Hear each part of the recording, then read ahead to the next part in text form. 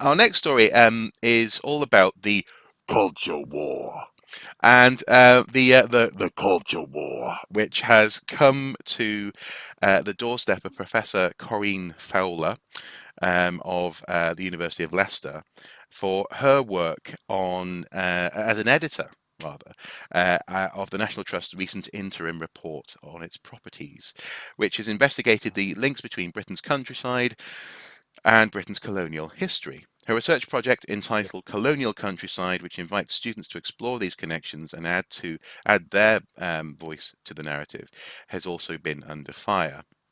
And this is part of there are a couple of links that we're going to talk about in this segment, but it's part of a pushback against legitimate historical research that's being driven seemingly largely by journalists.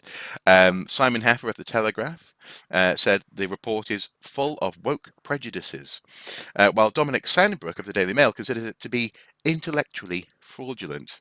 And the so-called Common Sense Group, irony notwithstanding, made up of Conservative MPs and peers, has argued that the National Trust has been coloured by cultural Marxist dogma. And here we have, folks, cultural Marxism entering full mainstream political discourse in this country. It's And I think truly we should sad to see. Go on. also point out here for anyone who isn't 100% aware of the implications of the phrase cultural Marxist dogma, it is widely seen and accepted as an anti-Semitic trope.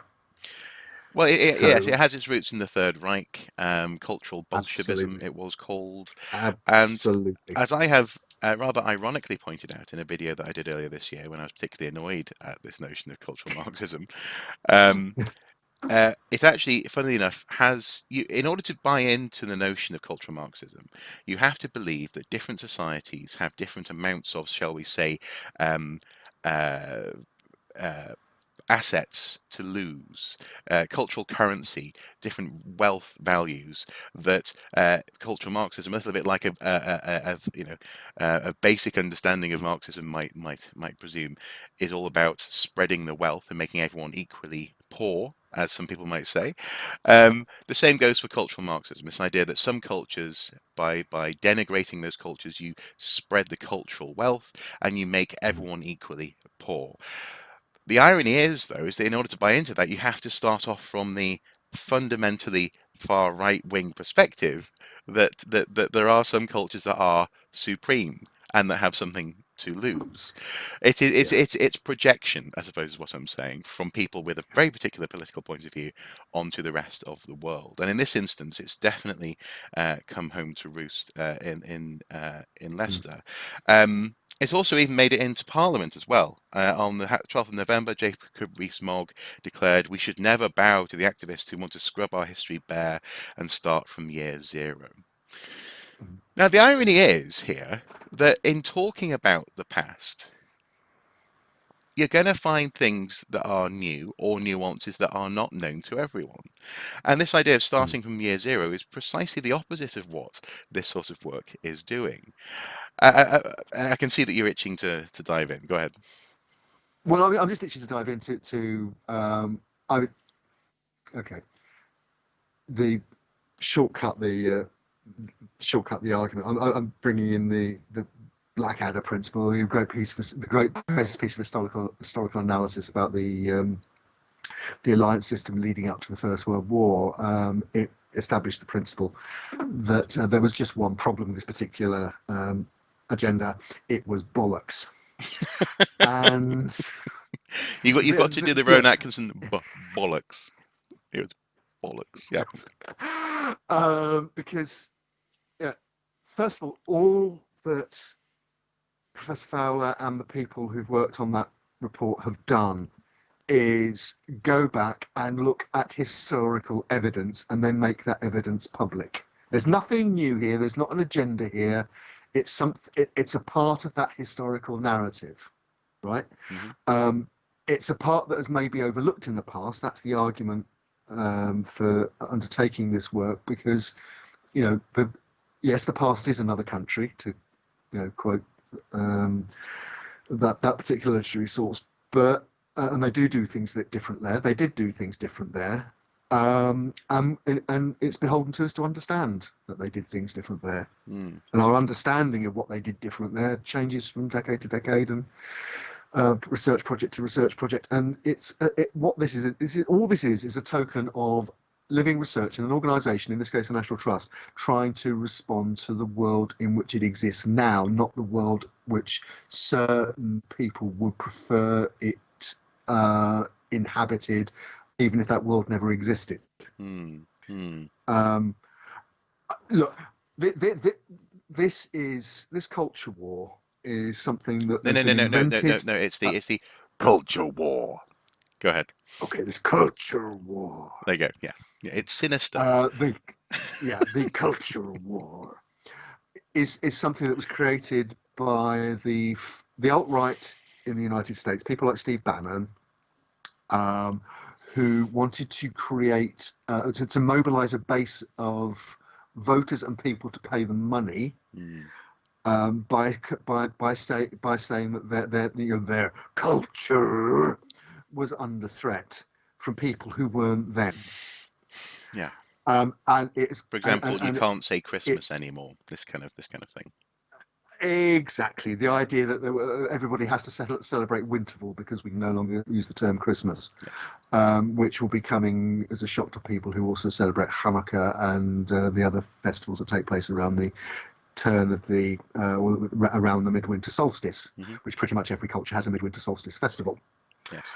Um, that is a horribly weak thing to point out because it's implying that somehow that everybody responds to similar sort of cultural imperatives in terms of the calendar and so on, rather than having the unique experience of a Catholic Christian conference in the fourth century fixing the date of Christmas because it happened to coincide with Saturnalia. But anyway, that's another story. Uh, Well, actually, the, just interestingly, it's thought, given the context, this is a slight side trip, but I think it's quite interesting. It's thought that, given the context of the story of the Nativity, shepherds being out in the fields, it's more likely to be around September.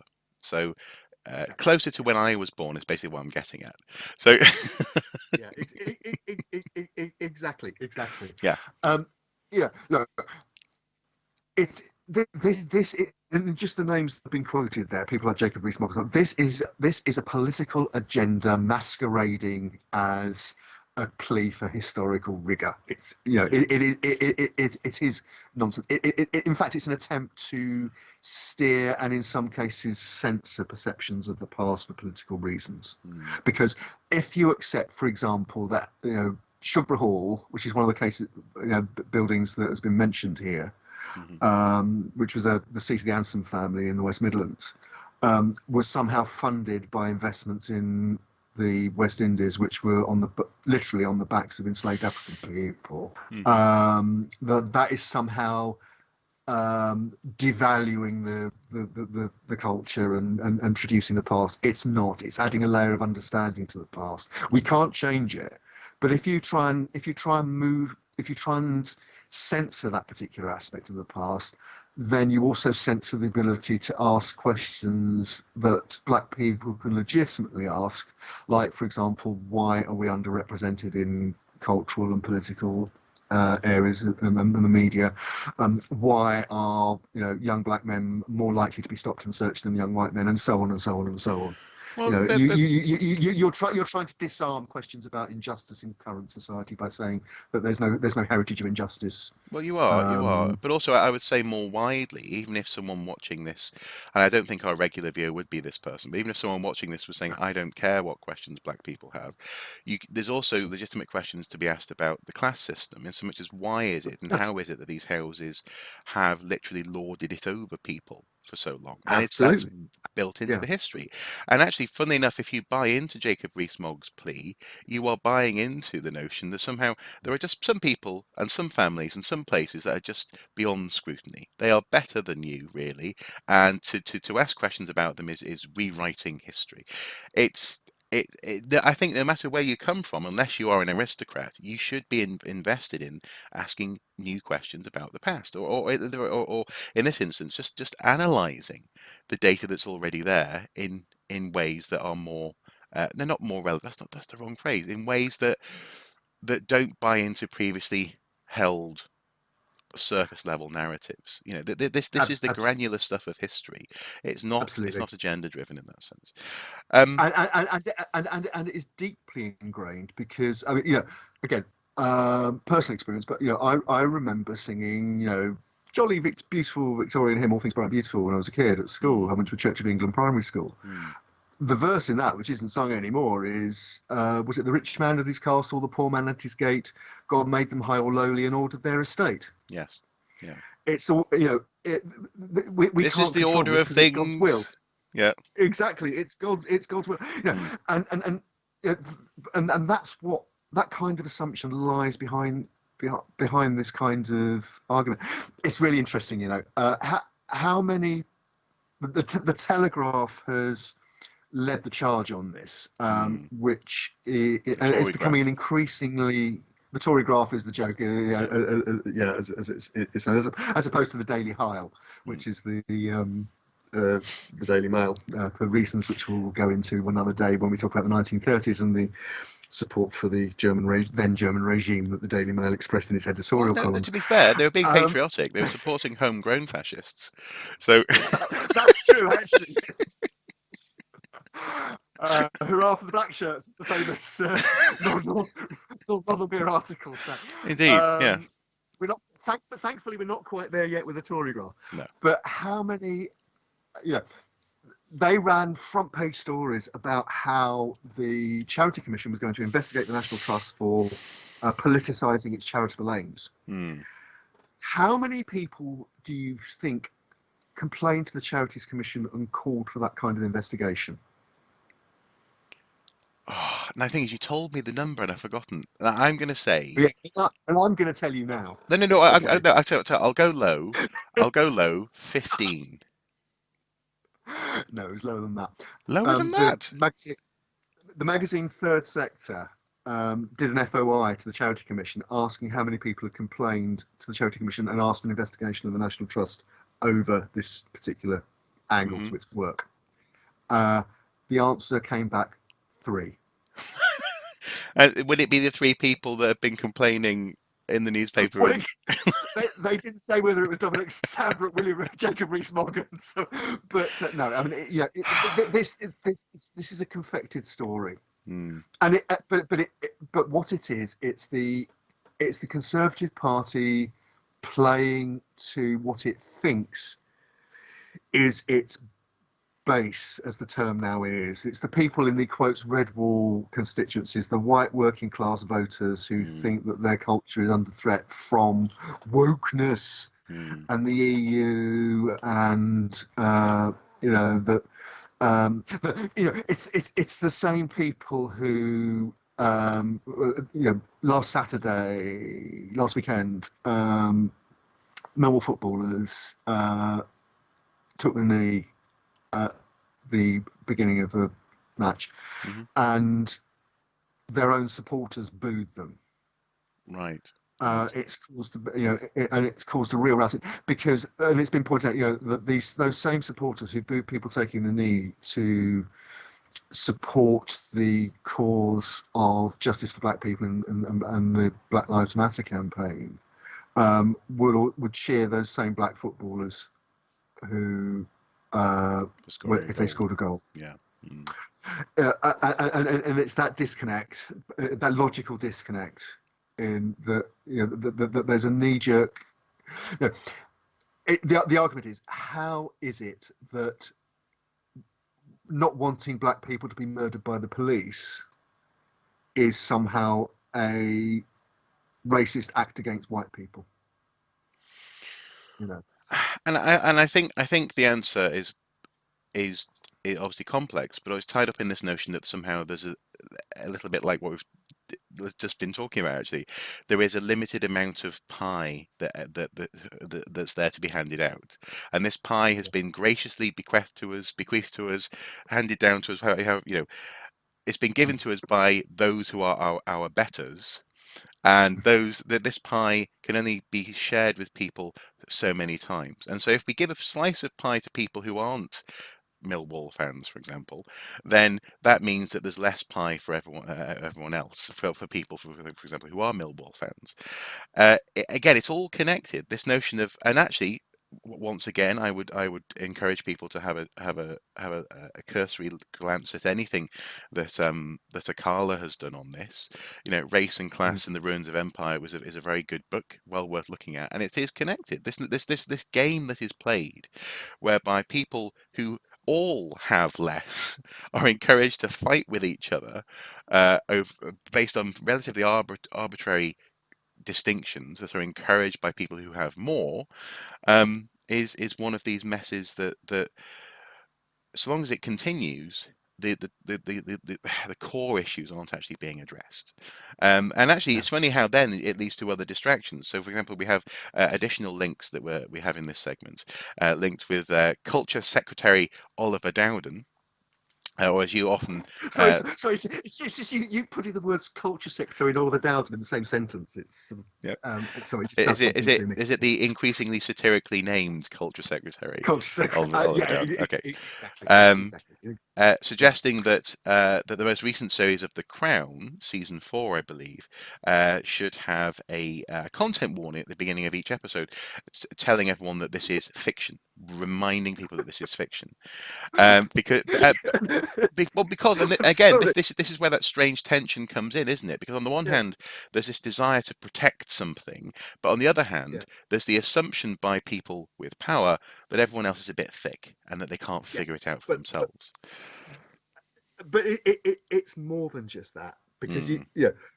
the cynicism of this is there in the description you just gave, which is absolutely correct. Hmm. There have been 3 effing series of The Crown Hmm. that went before this one, and Hmm. this argument didn't come up. No. Dowden, this is a case of a politician unable to, you can't resist seeing a bandwagon without jumping on it. Hmm. Hmm. This is the Telegraph's culture war and the Mail's culture war being directed. Astonishingly, it's not at the BBC this time because obviously The Crown is on Netflix. Hmm. But the problem they've got with the current series of The Crown that's going out, that's available at the moment, the most recent series of The Crown, is that it deals with living memory when there was a conservative government and the issues around, for example, the marriage of the Prince of Wales, the heir to the throne, to Lady Diana Spencer, and suggesting that maybe it wasn't the fairy tale that we were all led to believe at the time. Just the idea that somebody who's supposedly intelligent, like Dowden, can suggest that the view of the monarchy and those members of the family that we have is not a public relations construct anyway, regardless, even before a very accomplished writer gets their hands on it, Hmm. is absurd. Hmm. You know, It is absurd, but also, even as a child, a relatively young child, I remember everyone talking about how Charles was mucking about behind Diana's back. It wasn't a, yes, yeah, this is a dramatization. There will be exaggerations. There will be conversations that never happened. yeah, But the fact that it wasn't a fairy tale was well known. I mean, that's not what was sold internationally. Certainly, I know yeah, even. Even around her death, there was lots of people, particularly you had a huge influx of American tourists who was, it was like a fairy tale. We kind of knew it wasn't. Um, but no, people also wanted to buy into it, but it's this sort of slightly. The irony is, I suppose, the ultimate irony here is that they accuse researchers and historians of patronizing people and yeah, trying to make people become more socially aware, when in fact they are precisely patronizing people by trying to ensure that they don't go beyond the certain bounds of what is considered to be acceptable history.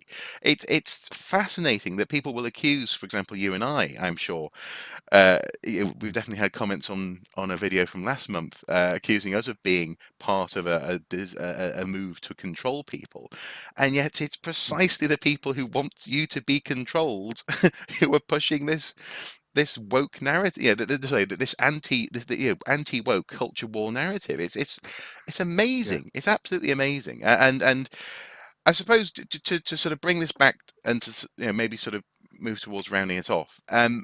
How do you think? I mean, it's good that Leicester University is standing by their professor, Yeah, and absolutely. that this work is continuing regardless. But how do you think people can be more aware of actually what's happening?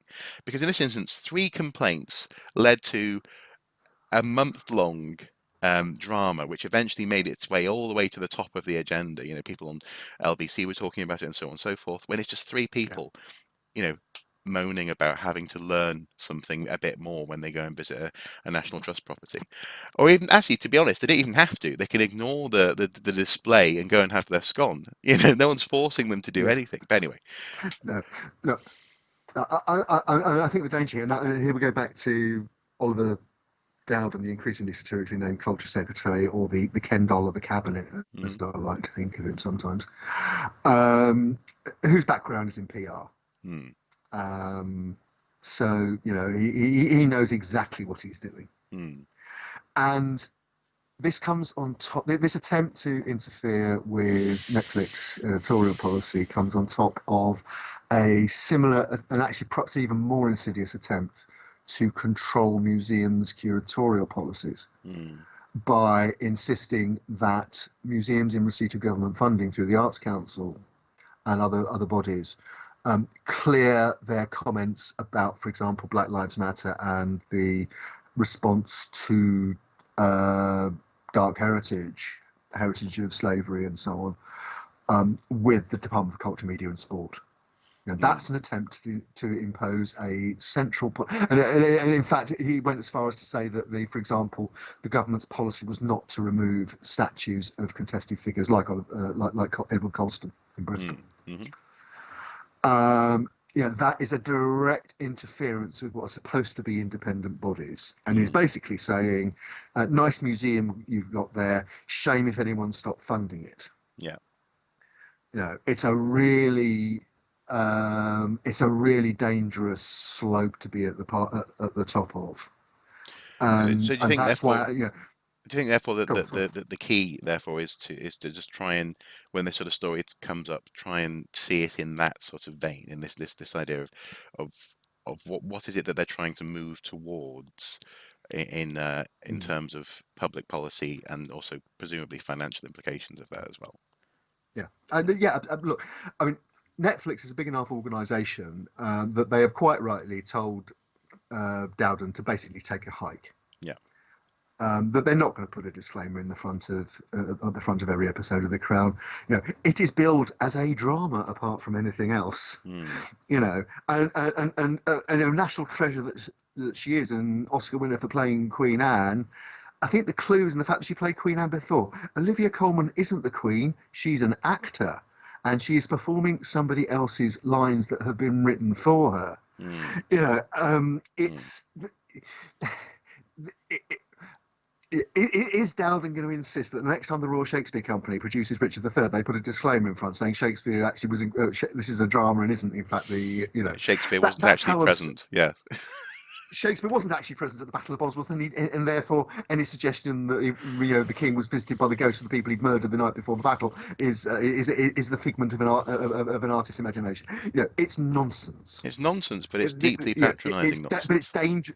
It's deeply patronising and deeply dangerous nonsense, Yeah. and it needs to be stood up against. And as you said, Leicester University has stood by its academic. The National Trust has so far stood up against the pressure from people like Jacob Rees-Mogg and so on to basically By those censor three the people. way they. Yes. Yeah, and the three people.